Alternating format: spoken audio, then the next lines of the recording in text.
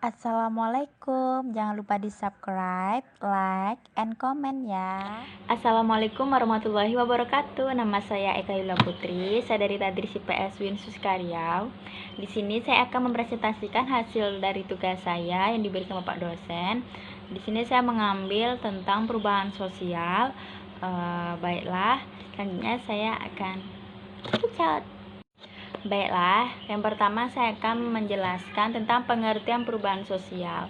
Perubahan sosial adalah suatu proses perubahan yang terjadi pada lembaga kemasyarakatan di dalam suatu masyarakat yang mempengaruhi sistem sosialnya, termasuk di dalamnya nilai-nilai, sikap, dan pola-pola keperilakuan di antara kelompok-kelompok dalam masyarakat.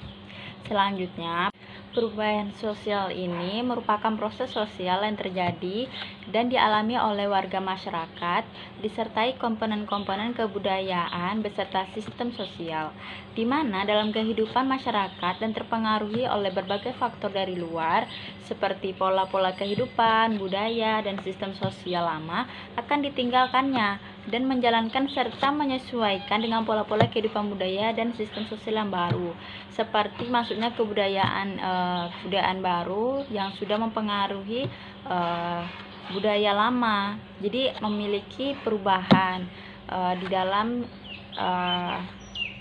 ruang lingkup kemasyarakatan itu, seperti contohnya itu dari model baju yang dari luar negeri memasuki budaya lokal kita di Indonesia. Jadi kebanyakan masyarakat sudah banyak mengikuti tren-tren di luar negeri, dan mulai sedikit demi sedikit kebiasaan kebudayaan kita mulai agak tergeser oleh adanya kebudayaan baru yang masuk.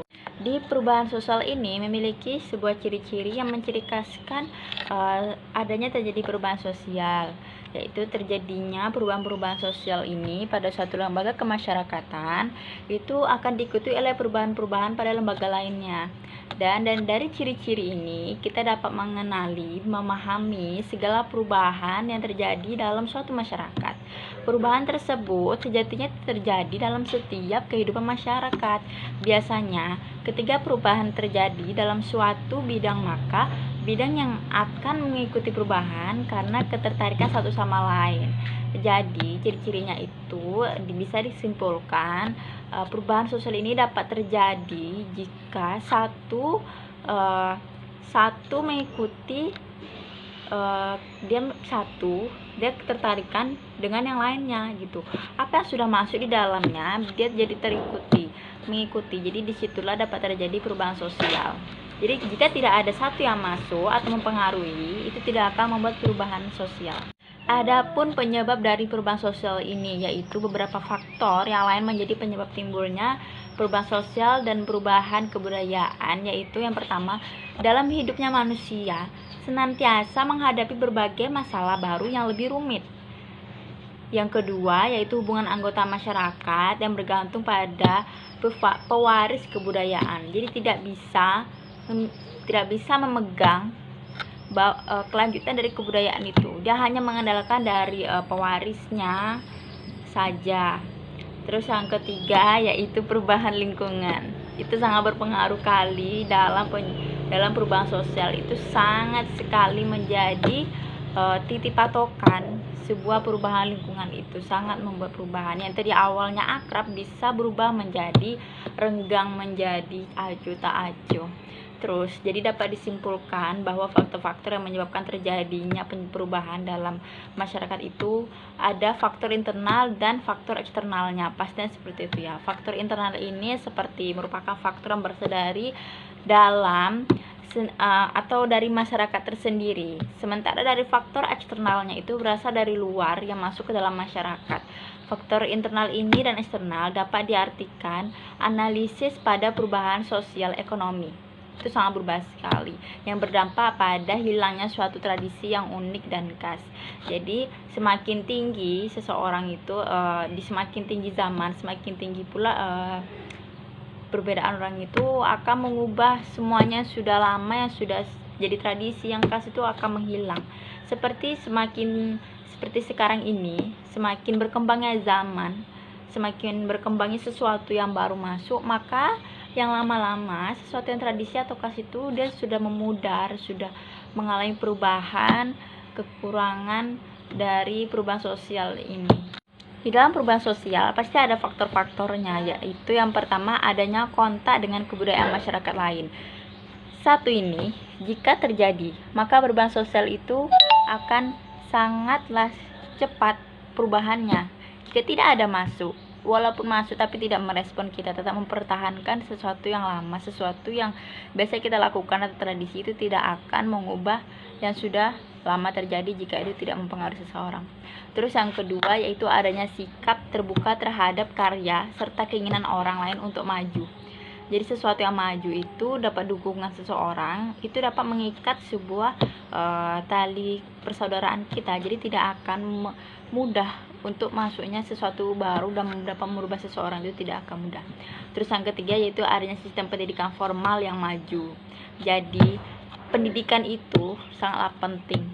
Itu dapat memicu memikir seseorang menjadi lebih maju, yang lebih baik gitu, bahwa sesuatu yang dalam dirinya, sesuatu yang sudah lama terjadi pada dirinya dan masuklah sesuatu yang baru, itu tidak dapat merubahnya dia secara cepat.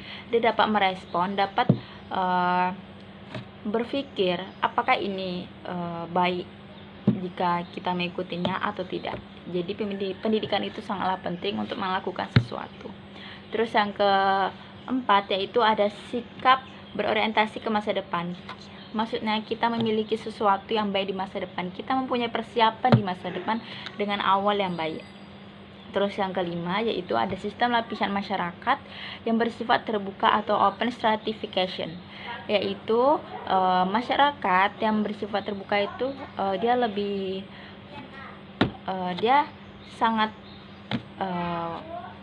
bersimpati kepada yang lain, bahwa dia saling mengingatkan gitu, bahwa oh seperti ini boleh, seperti ini tidak, seharusnya tidak dilakukan gitu, seperti menjelaskan, saling menasihati satu sama lain. Terus yang keenam itu adanya komposisi penduduk yang heterogen. Yang ketujuh ada nilai bahwa manusia harus senantiasa berikhtiar untuk memperbaiki hidupnya. Jadi dalam perubahan sosial itu juga ada tergantung diri sendiri.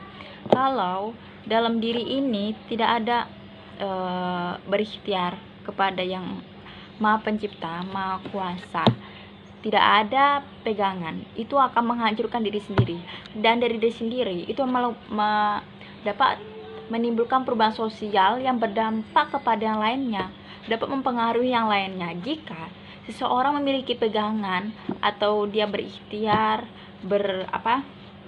selalu berada di berdoa, beribadah terus, itu dapat memperkuat imannya dan tidak akan mudah sesuatu yang buruk masuk ke dalam dirinya, dan itu pun juga berdampak baik kepada yang lainnya. Terus yang terakhir yang ke-8 yaitu ketidakpuasan masyarakat terhadap bidang kehidupan tertentu. Ini nih salah satu yang membuat perubahan sosial, yaitu sesuatu yang tidak puas pada diri sendiri. Sudah kita dapati tapi kita masih kurang, apapun itu masih kurang, terasa kurang, kita udah dapat terus tetap kurang, itu dapat melakukan sebuah perubahan. Kita menjadi egois, dan seharusnya itu tidak menjadi hak kita, tapi kita ambil menjadi hak kita, sesuatu yang tidak untuk kita. Itu dapat melakukan dampak yang kurang baik untuk yang lainnya. Itu sangat kurang baik sekali, karena banyak sekali contoh-contoh itu seperti sekarang itu banyak sekali yang orang-orang kena dampaknya yang kurang baik.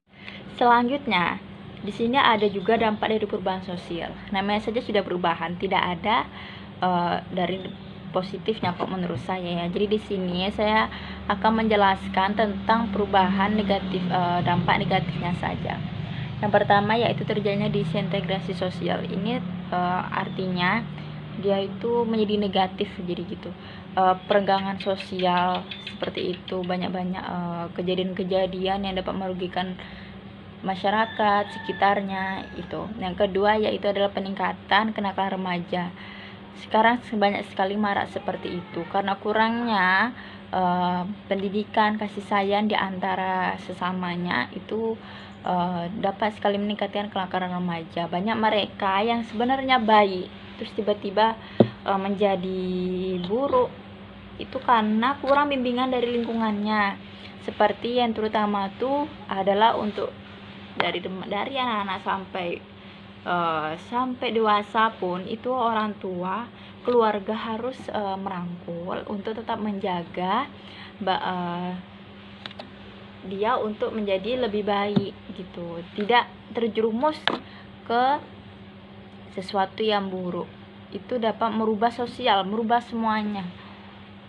Sesuatu yang tidak dapat terangkul atau dia sendiri tidak berikhtiar memiliki satu pegangan agama, itu dianya akan merubah semuanya.